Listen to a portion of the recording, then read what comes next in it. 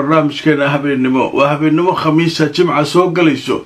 barnaamijka waxaan ku soo gudbinaynaa wararkii ugu dambeeyay dagaalka ka soconaya bariga dhexe ee u dhaxeeya Iran oo dhinaca iyo Israa'iil iyo Mareykanka oo dhinaca kale ka soo jeeda gobolkii oo wali holcaya weeraro cusub oo la qaaday iyo wararkii ay soo saareen dhinacyada dagaalamaya inuu barnaamijka ku faahfaahinayna laakiin marka hore waxaan ka bilaabaynaa sheeko cajiiba ayaa qabsatay saacadihii la soo dhaafay warbaahinta caalamka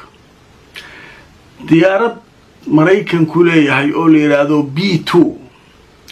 B2 waa diyaarad ka mid ah diyaaradaha Mareykanka kaligiis uu haysto oo san cidna ka iibinin diyaaradaas waxay ridaysaa bambooyin salka hoose dhulka loogu talagalay inay ugu tagaan wixii ku jira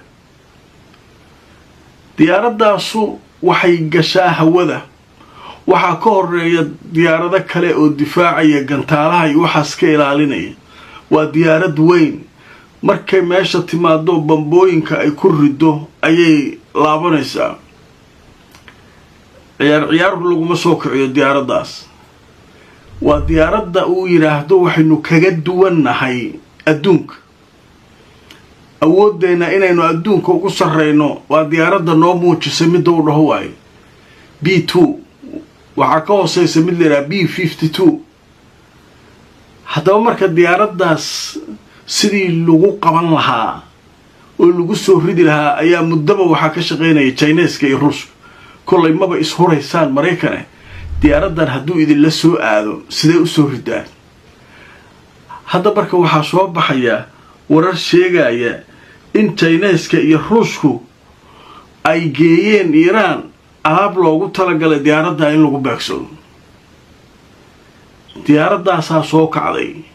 waatii maanta barnaamijkii galabta Israa'iil ay lahayd marxalada thaniya bilowne marxalada thaniya maxaa waaye marxalada labaad ee dhulka hoostiisa gantaalada ku jira in loogu tagaa marka ayadu ma haysato barnaamijkii galabta ku sheegay inaan maqlayseen aan u maleynaa hadda marka maxaa soo baxay marxalada thaniya waxa loo baahan yahay diyaaradan B2 loo baahan B2 waaba soo kacday waaba lagu kala baxaa lagu leeyahay Mareykankiina kama hadlin Iiraaniyiintuna wali kama hadlin laakiin bulshadii Iran adduunkii wixii oo dhan soo bandhigaya sawiradii Al Jazeera marka waxay tiri khubaradeenna waxay ku sameeyeen baaritaan sawiradan AI biya ma la sameeyay ma kuwa saxa waa baarnay iraadeen marka qaar waa lagu dardaray iraadeen sawirada qaar saxana waa ku jiraan sida darteed dhinacna muusan wali sheeganin haddii marka ay dhacdo in diyaaradda la soo riday lagu kala wado waa meesha diyaaradii uu ku dhaaranayay hadday soo dhacdo run noqoto taas waa lagu kala baxaya haddaba marka aan idin tuso Al Jazeera oo barnaamij ama warbixin gaar ah ka diyaarisay burburka diyaaradan waxay sidoo kale Al Jazeera soo qaadatay sawirada muujinaya diyaaradda inay dhacday haddaba sawirka Al Jazeera waxa leedahay sawirada la faafinayo maxaa ka xaqiiq ah oo muujinaya diyaaradda weyn ee Mareykanka ee bambooyinka rida iyadoo lagu dhaxo jiidayo gaari la saarayo burburkeeda maaratay shawaaric Dahraan magaalada Tahraan in lagu jiidayo haddaba marka Al Jazeera waxa leedahay saacadihii la soo dhaafay waxa qarqiyay warbaahinta dadku ay ku wada xiriiraan warbixino muujinaya burburka diyaaradda weyn ee Mareykanka ee yiraahdo B2 ee la Ash-Shabahiya al-Ameerikiya waa diyaaradda shabaxa oo maaratay weyn ee Mareykanka waxaana lagu jiidjiidayay burburkeeda caasimadda Iran ee Tahraan haddaba Al Jazeera marka waxay leedahay diyaaradan burburkeeda iyo waxeedaas waxaynu ku sameynay baaritaan daqiiqa ayaan raadinay wali marka ma cadda laakiin haddii ay tani sax noqoto waxay noqon intiqaam cadiim argoosi weyn waa dhacay leedahay caaw marka meesha laftirkeeda aniga waxba iga soo baxay Al Jazeera toos uma dhahayso diyaaradii waa la soo riday ogaada macnaha diyaaradda weyn way soo dhacday news ma jiro iiraaniyiintuna weli kama hadlin maraykankuna weli kama hadlin sheekadu waa sheeko la wado laakiin baaritaanka aan samaynay dhinacyadu midna ma qiranin ee ay waxbaa ku jira maaragtay sawirada waxbaa isku dhex jireen leedahay marka toos laftirkeeda uma sheegayso laakiin waxay leedahay intiqaam cadiim waaye intiqaamku waa argoosi haddiiba ay tani dhacdo argoosi weynaa lagu sameeyey diyaaradda meeqay joogtaa diyaaraddii adduunka uu ku waabsanayo waaye marka warkan waxay leedahay aljaziira waa ka war sugaynaa wuu soo bixi doonaa sina warka way noo siisay ogow inay ka hor dhacdana way diidaysaa sawiradiiya soo qaadaysaa videoga hadda aad arkayseen oo maaragtay oo diyaaradda iyo waxa dhan ay ka sheekeynaysaa wuxuu dhan keenaysaa laakiin nooc min altaxqiiqna weli ma hayna leedahay marka xaqiijin rasmiya weli ma hayno marka arrinka adinka isku darsada xisaabtaas waaye wixii idii soo baxa adinka idii taala hawshaas marka halkaasa kaga gudbaynaa qodobka kale ee barnaamijkaanu kusoo qaadanayna wuxuu yahay akhyaaray diyaarad cusub ay la soo baxday iiraan shaahid iyo kan iyo alaabtaasaa lagu wareersanaa maalmahan saacadihii ugu dambeeyay waxaa adeegatay diyaarad la yidhaahdo alxadiid 110 shabxi waa la diyaaradaha shabaxa waxaa la kuwa raadaarada iyo waxaan iska qariyo oo tashwiis ku fura daroonis oo alaabtaa samaynaysaa la keenay shaqadii ugu horreeyey waxay ka qabatay Abu Dhabi waxay soo kale ka qabatay Israa'iil diyaaradda xalay wasaaradda gaashaandhigga dhagta looga saaray iimaylo kale iyada waa leeyahay haddaba markaan idin tusoo wararkii ugu dambeeyay aljaziira waxay leedahay waxaa timid haddana xadiid 110 diyaarad la yiraahdo oo Iiraan ay leedahay oo nooca isqarxinaya haddaba diyaaradan ayay noo fasiraysaa macnaheeda iyo awoodda ay leedahay waxaa la sheegay diyaaradan in orodkeeda uu gaarayo 517 kilomitir saacadii waa saacadii intaas ayay jaraysaa la leeyahay waxaana ay ka mid tahay diyaaradaha ugu casrisan uguna orodka badan marka loo eego diyaaradaha daroonka caalamka haddaba waxaa la sheegay in ay qaado madaxeeda oo walxaha qarxa ay qaadi karto 30 kilogram oo walxaha qarxa ah inay qaadi karto waxayna leedahay technical ama taqniyaad oo markaa horumarsan oo cajiiba ay leedahay magaceeda waxaa la yiraahdaa xadiid 110 ayaa la yiraahdaa markii ugu horeysay ee hawl gashay 4 bisha 2026 ayaa ciidanka lagu wareejiyay marka waa shalay marka lagu wareejinayo sida ay sheegtay wakaaladda wararka ee Faris isla shalay waa shaqaysay isla baatana shaqadaas ayay qabataa la leeyahay marka hawshaasu marka halkaas ay mare diyaaradaas iyaduna noocyada la soo saaray ayay ka mid tahay haddaba waxaynu u gudbaynaa Israa'iil maxaa ka socda haddaba aan idin tuso telefishinka la yiraahdo kanaal 12 ee Israa'iil ay leedahay wuxuu sheegay weerar dhinaca gantaalaha ah inay soo qaadeen Iiraan iyo Hezbollah kanaalka 12 wuxuu sheegayaa in Israa'iil ay la kulantay weeraro cusub oo ka yimid dhanka Iiraan iyo Hezbollah labadaba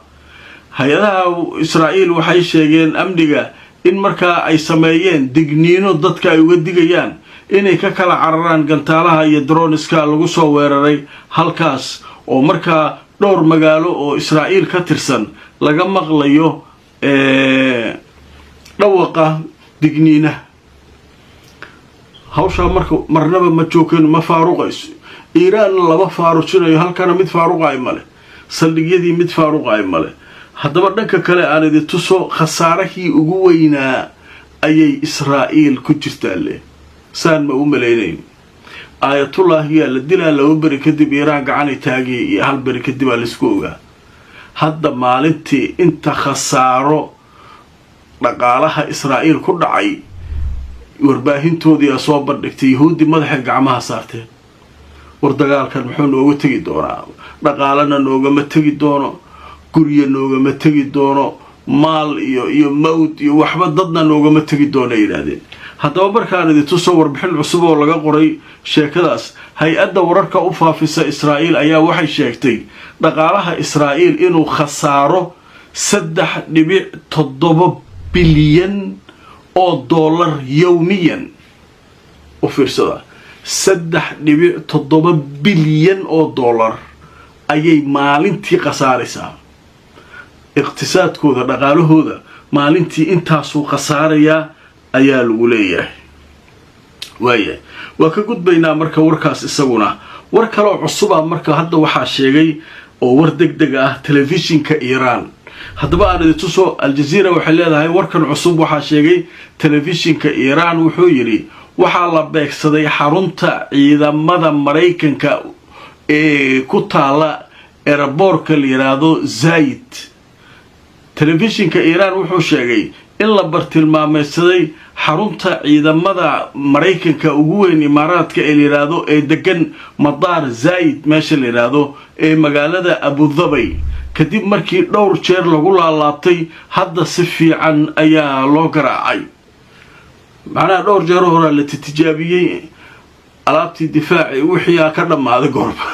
hadda waxa loo diray xadiid 110 aa loo diray alaabtii marka ka dhex baxday ayaa la leeyahay oo jugta ka galis waayahay wararkaas marka dhammaan wararkii ugu waaweynaa ee soo kordhay ay ahaayeen waxaan galaynaa marka shirarkii jaraa'id iyo qolo walba wixii ay samaysay saacadihii la soo dhaafay Hezbollah warkeedii wali ma hayo caawa wuu soo daahan u malaynayaa waxaan hayaa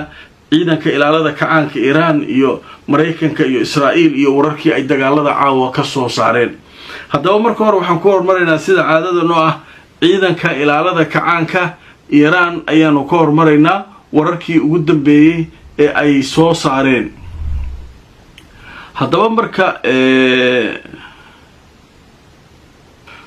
haddaba ciidamada ilaalada kacaanka Iran ayaa waxay sheegeen inay rideen mawjado cusub oo gantaalo cusub ah ciidanka ilaalada kacaanka Iran shirkooda jaraa'id caawa waxay ku sheegeen inay caawa sameeyeen weeraro cusub oo gantaalo ah mawjadii 20aad ee weerarada isdabajooga ah oo ay ku qaadayeen Mareykanka iyo Saanuniyada dhanka kale Iran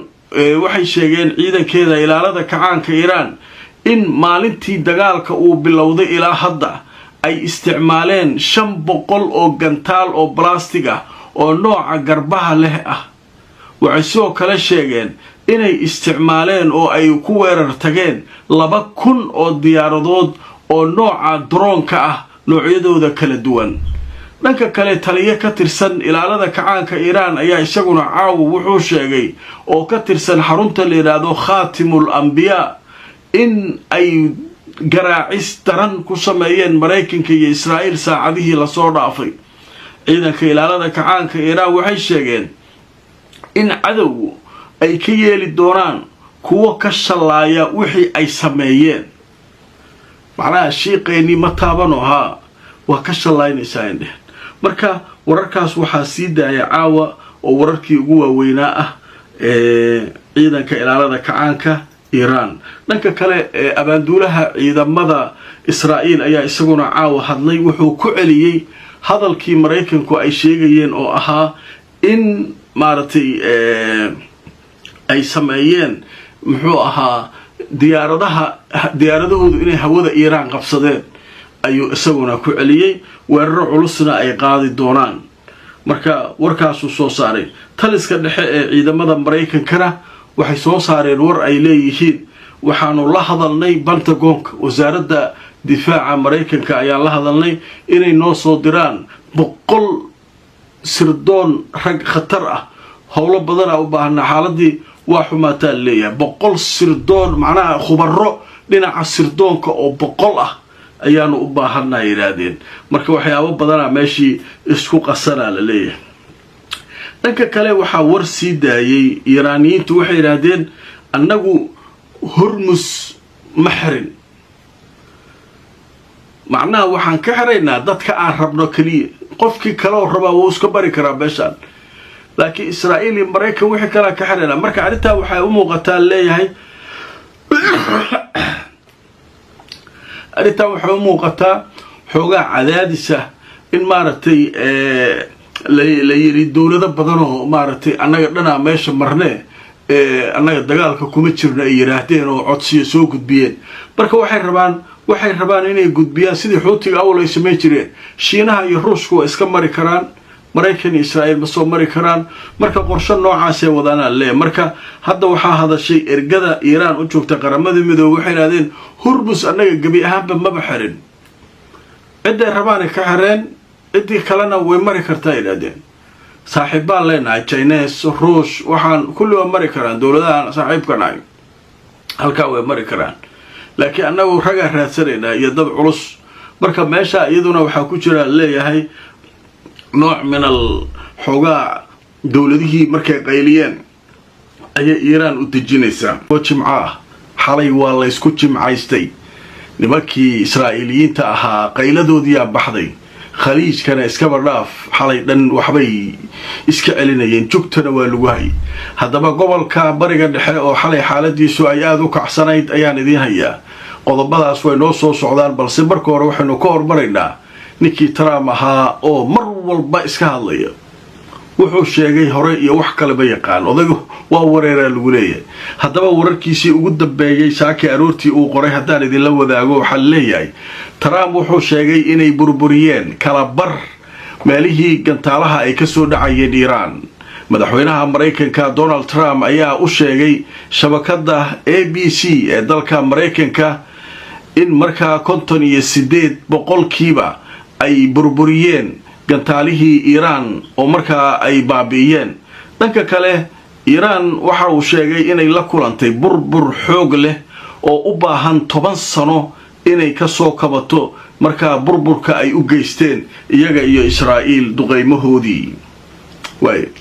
waxa soo kale isaguna hadlay afayeen u hadlayay ciidamada taliska dhexe ciidamada Mareykanka ninkan 58% yiri kaas wuxuu leeyahay 80% manasaadka ama meelaha gantaalaha laga soo rido waa baabeen markay warkoodaas hawada soo galay oo warbaahintu ay sii daayeen kaalay adiga cali khaybar shakan mid la yiraahdo oo dhulka la gariiray dadkii kala qaylinaya Talaabiib iyo Qudus iyo meelihii uu ku dhacay holaca ka baxay waa la yaabay nimankan ayaga waxay yiraahdeen nimankan waa ka adkaanay gantaaloodii waa baabeenay burbura u geysanay mana burburiseenaa liiraha naga qabtaa liir marka saaki aroortii markay saddexda meelahaas ay subaxnimo ama 9 saac habeenimo oo subaxii soo dhawaa ayaa qiiqa ka baxay iyo qaylada aan idin tuso marka hore siday wax u dhaceen حجم الدخان المتصاعد طبعا مرتبط بآخر التطورات والموجة الأخيرة من الصواريخ التي وصلت إلى تل أبيب وتحدثت هآرتس عن حدوث أضرار meesha marka wax la yaab laha ka dhacay hadaba marka aan idin tuso telefishinka Al-Jazeera oo warbixinta duqeymahan ka hadlay sawaariikhda la yiraahdo Khaybar shakan oo sawaariikhdii ugu dambeysay ee culus ee Iiraan ayaa la sheegay in Talaabiib lagu garaacay waxayna geysteen leedahay Al-Jazeera burbur xoog leh guriyo fara badan ayaa halkaa ku dumay hadaba sawaariikhdan waxa la yiraahdaa Khaybar shakan ayaa la yiraahdaa waxay ka mid yihiin howlgallada loogu magac daray al-wa'd as-sadiq ee ay markaa ku dagaalamayaan Iiraaniyiinta waxaana ay ahaayeen hajamaad murakkaba ama weeraro isdul saaran oo sawaariikh iyo drones isugu jiray hadaba joornaalka la yiraahdo Haaretz ee ka soo baxa Israa'iil ayaa wuxuu xaqiijiyay burbur lixaad leh inuu xalay ka dhacay Israa'iil dufcadii ugu dambeysay gantaalaha Iiraan ay aroortii saakay ku soo garaacday halkaas sida uu yiri meesha ma la soo naxariisanayo dagaalka ma qaboobay iyo sidee wax yihiin iyo meeshaan wax qaboobayo male cid kasta waxay la soo baxday waxay ay haysat Mareykanka maxaa lagu leeyahay Mareykanka waxay yiraahdeen Al-Jazeera waxay leedahay Mareykanka hadaan idin tuso waa yaabaysaan dhaqaalaha maalinkii Mareykanka ku socda hubkan uu isticmaalayo iyo maraakiibtan meesha taala iyo waxa marka la isku daro $1 bilyan ayaa maalin kasta ka baxda Mareykanka waxay la yaabayeen marka khubaradu ilaa intee uu wadi karaa dhaqaalaha inta leeg dagaalkan inuu iska soo koobo damcay laakiin wax koobaya ma aha hadaba marka aan idin tuso wararka ku saabsan dhaqaalaha ku baxaya Al-Jazeera xog ay heshay waxa lagu sheegay $1 bilyan yawmiyan maalin kasta inay $1 bilyan ku baxdo dagaalka Iiraan kaasoo ku noqday Mareykanka dhiig bax hantida iyo rasaastaba way ku dhiig baxayaan rasaastoodii iyo madaafiicdoodii iyo gantaaloodiina meesha ku baaba'ayaan hadda waxaa la amrayay shirkadihii mar kale la amray hubka soo saaray inay hub sameeyaan gantaalihii waa gabaabsi difaaca cirka leeyay ثاتك يا باتريوتيك يا وحي يردن وخلاص الولاية مركز الجزيرة بحال 1 بليون خسارة استنزافها كسعودة وحلي ديك بح هديتها هبك حقيسة يا مالك لبضب وكسعودة مركز شيكل والية كسعودة أريكو وهاسيكو رولاري يا بركة كدبس نوك إيراليين تأوال اللودين لاي وحكستال وسمي سكستال يال dhanka kale Mareykanka waray soo saareen goordhow waxay sheegayaan inaanu jirin wax diyaarada oo ka soo dhacay haday tahay mid la sheegay inay ku soo dhacday Basra oo booliiska Basra ay raadeen duuliyahoodii raadinayna annaga ma lihineen annaga ba diyaarad naga ma dhicin midii kale oo la yiri B2 ayaa la soo riday iyagoo waxay shaadeen wax ka jira male B2 diyaaradaheena maartay wax naga soo dhacay male leeyihiin taas iyaduna waa war cusub oo soo dhacay warka kale oo xiiso leh isagoo aan idin soo gudbinay wuxuu yahay bolihii maamulayay dalka Iran horta dagaalka sidiisaba waxa xoogiisa u madax banaan nimanka leeyahay ilaalada kacaanka Iran laakiin habkii maamulka wadanka waxa isla haya 3 qof wali aayatullaahi lama dooranin waa ogtiin waan idin sheegay wax aayatullaahi leeyahay oo la doortay male warara soo galay leeyahay wiilka oo aayatullaahi u dhalay in la doortaa laga yaabaa iyo waxaas Mareykankuna way u hanjabeen waxay yiraahdeen hadii la isku doorto wiilkaas aabiis meesha marsiinayna iyaguna warkaasi taageen aqalka cad marka laakiin hadda waxaad ogaanaysaa wax aayatullaahi oo la doortay male kulan marka aayatullaahiga doorashadiisa kulankii la isugu iman lahaa hordhac u ah ayaa la qabtay oo ay isugu yimaadeen madaxweyne Bashkiyan iyo raggii wadaadada shiicada ahaa maartay islaamiga ahaa ee jamhuuriyadda islaamiga hadaba markaan tusoo wararkii ugu dambeeyay sheekada laga qoray Al Jazeera waxay tiri wariyaashooda ku sugan magaalada Tehran waxay leeyihiin in la isugu yimid kulankii afraad ee golaha hogaaminta ku meel gaarka ee Iran wakaalada wararka ee Iran ayaa waxay sheegtay in kulanka la qabtay waxaana gudoominayay madaxweynaha dalka Iran Mas'ud Bashkiyan waxaana looga hadlayay kulankaasi arimo muhiim oo ku saabsan xaaladda dalka iyo doorashada sidii loo diyaarin lahaa golihii dooran lahaa murshidka ama aayatullaahiga cusub sidii loo dooran lahaa marka kulanka waqtiga uu dhacay meeshuu ka dhacay lama sheegay laakiin niman kulmaya oo wali shaqadoodii wato waay nimankan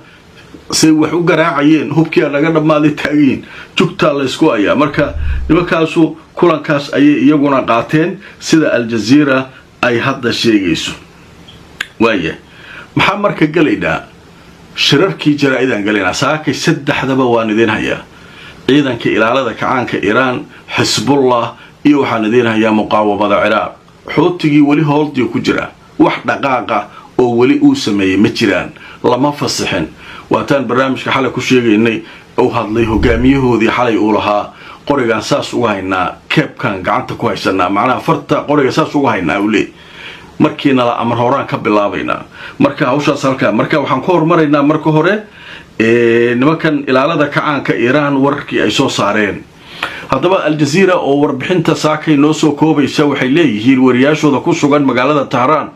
ninkii ilaalada kacaanka Iran afayeenkoodii wuxuu yiri waxaynu samaysanaynaa oo aan soo saaranaynaa hub cusub oo markaa hadda wadada ku soo jira oo maalmahan ciidanka lagu wareejin doono afhayeenka ciidanka ilaalada kacaanka Iran saakay warkiisii waxa uu ku sheegay in hubka cusub uu wadada ku soo jiro kaasoo aan horay loo isticmaalin haddaba dhanka kale ciidanka ilaalada kacaanka Iran waxay sheegeen in ay ku garaaceen diyaaradahooda droonka saldhigga weyn ee cirka ee Israa'iil ay leedahay leeyahay Ramat David sida lagu xaqiijiyay xarunta Khatimul Anbiya ee hoostagta ciidanka ilaalada kacaanka Iran warka kale ee isaguna muhiimka ah ee saakay ay soo saareen shirkooda jaraa'id ay ku dareen waxay ahayd ciidanka ilaalada kacaanka Iran waxay sheegeen saakay inay bartilmaameedsadeen markabkii diyaaradaha xambaaraya ee Mareykanka ee yiraahdo Abraham Lincoln ciidanka ilaalada kacaanka Iran waxay sheegeen ciidamada maartay badda إيران إني كويررين أو أي ويررين يجوا استعمال ديارة الدرونة مركب كديارة حبارة أبراهام نيو كولينل كاسو حدود إيران أجري سيدا إيرادين 340 كيلومتر مركب وحيدين مركب كاس إسقنا جبتي سوق با مركب أيان جبتك جلنا إيرادين هوشاس وشركة جرائد أي قبتين عيدا كإلالة كعان كإيران حتى وحنو قد بينا ساكي أبديت كي أما وحي عصبة أي حزب الله يقولنا سو صارين حال حزب الله واوين دي وحورو أي سو صارين مجري لكن ساكي أي آيادو دقاتين هذا ومركا على تسو حزب الله وركا أي سو صارتي ساك حزب الله وحي شاكتي إني أدكتي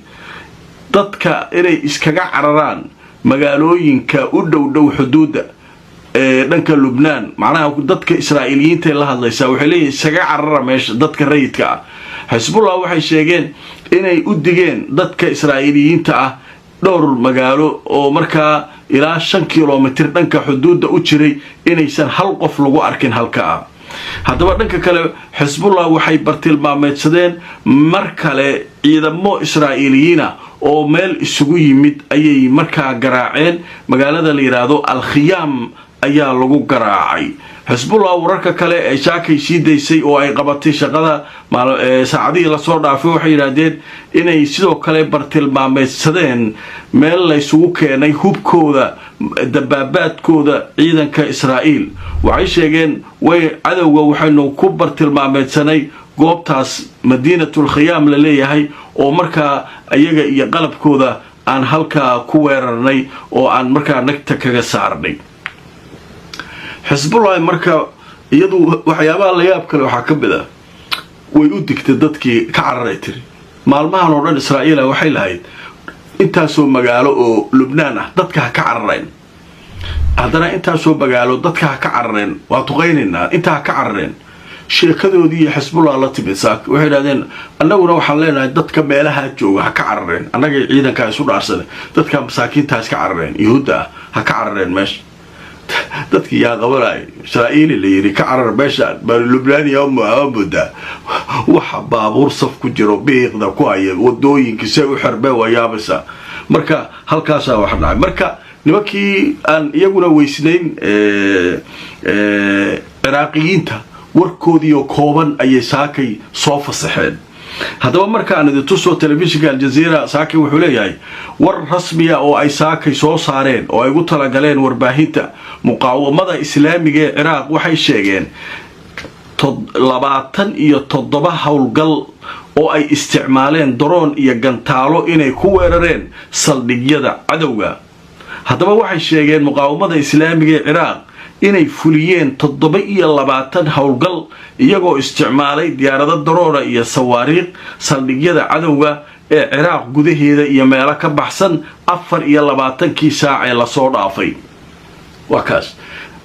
24 kaas anagu waa weysnayn moogtahay nimankan warkooda waa raadinaa marka nimankan 24 saac baqlaynay 27 weerar qaadnay dheer saldhigyada Mareykanka dukumdaakuma ka dhigin waxa kaliya Iiraan kaliya loo malay oo meel kasta roobka looga dhigayo qaniijka iyo waxa kale dhagta lagu hayo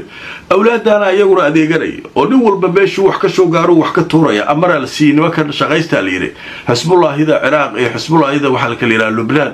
marka si fiican ha loo adeegtaa leeyahay marka waxay leedahay 24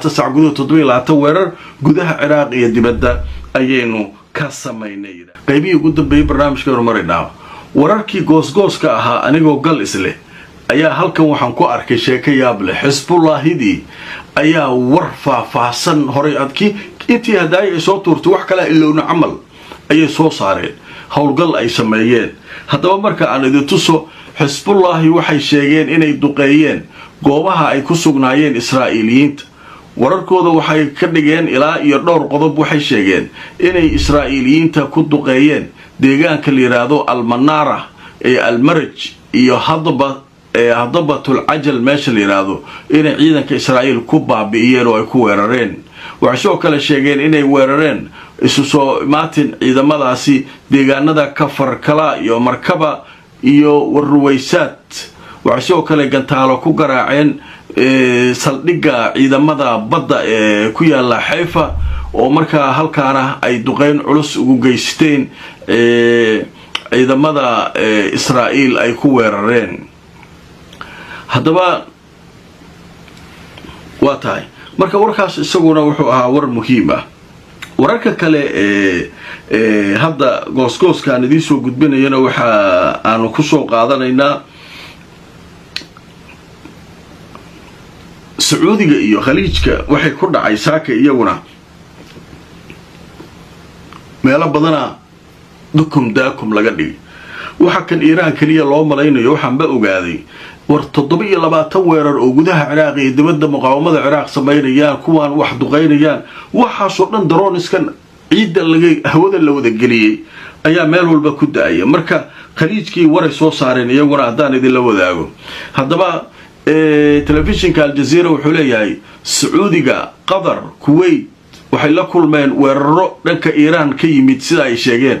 waxa soo kale qaraxyo waaweyn laga maqlay iyadana Bahrain. marka saaki aroortii waa la isku baabay meeshaas wararkaas ugu waaweynaa. war kale oo hadda soo dhacayna waxa la sheegayaa in 6 ilaa 19 maalmahaas ay suuragal tahay in dib loo furo diyaaradaha